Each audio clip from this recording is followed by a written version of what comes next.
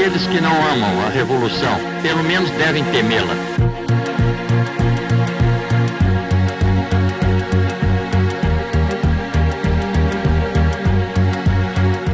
Boa noite, colegas.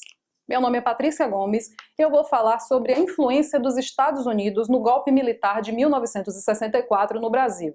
Bom, após a Segunda Guerra Mundial e ainda em período de vigência da Guerra Fria, o mundo ficou dividido em dois blocos, um capitalista, liderado pelos Estados Unidos, e um socialista, liderado pela União Soviética. Ambos países acusavam-se mutuamente de querer dominar o mundo com políticas autoritárias, antidemocráticas. Um acontecimento alertou os Estados Unidos, que ele poderia perder território para a União Soviética. Foi a Revolução Cubana em 1959, então era pavor dos Estados Unidos que os outros países da América Latina seguissem o mesmo viés ideológico e partissem para uma independência dos Estados Unidos.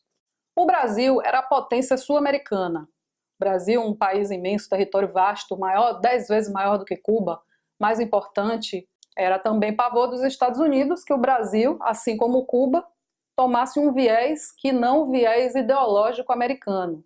Nessa época, a Embaixada dos Estados Unidos no Brasil já contava com 1.200 funcionários americanos trabalhando aqui no Brasil para que o Brasil seguisse alinhado com os ideais americanos. O presidente brasileiro, Jânio Quadros, renunciou à presidência e quem deveria assumir no seu lugar era o João Goulart, que era o vice. Mas o João Goulart estava em viagem diplomática na China. Ele foi buscar mercados para o Brasil.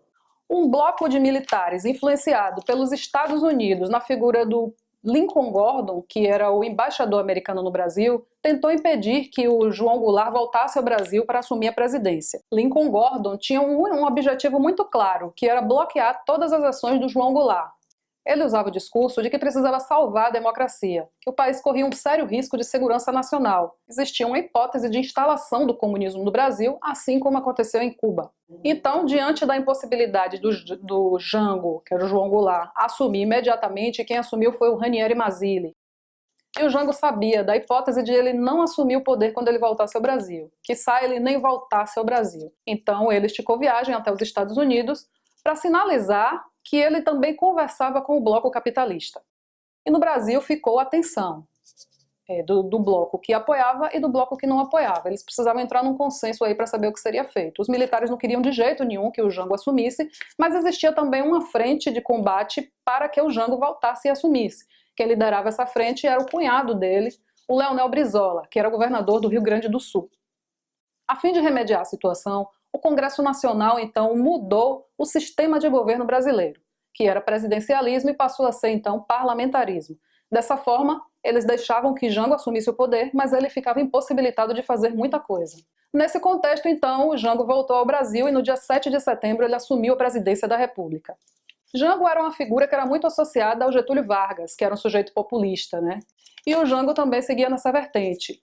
Ele circulava muito no meio do povo, dos trabalhadores, conversava muito com os sindicatos e ele era muito afinado com os governos socialistas. Isso preocupava os militares e a elite brasileira, que não queriam perder o poder de jeito nenhum. Eles tinham medo que o Jango levasse o país a uma revolução, assim como aconteceu em Cuba. E aí as tensões sociais começaram a borbulhar num país que estava em crise com a inflação altíssima, desemprego, fome. Das tensões sociais que mais ganharam corpo nesse período foram as tensões no campo, né? A divisão de terras. O mote era muita terra para pouca gente e pouca terra para muita gente. Na década de 50, 70% da população brasileira era rural, então era um problema que precisava ser resolvido realmente com urgência. A divisão de terras no Brasil sempre foi muito injusta, né? Tem até uma passagem na época da República que foi a Guerra de Canudos.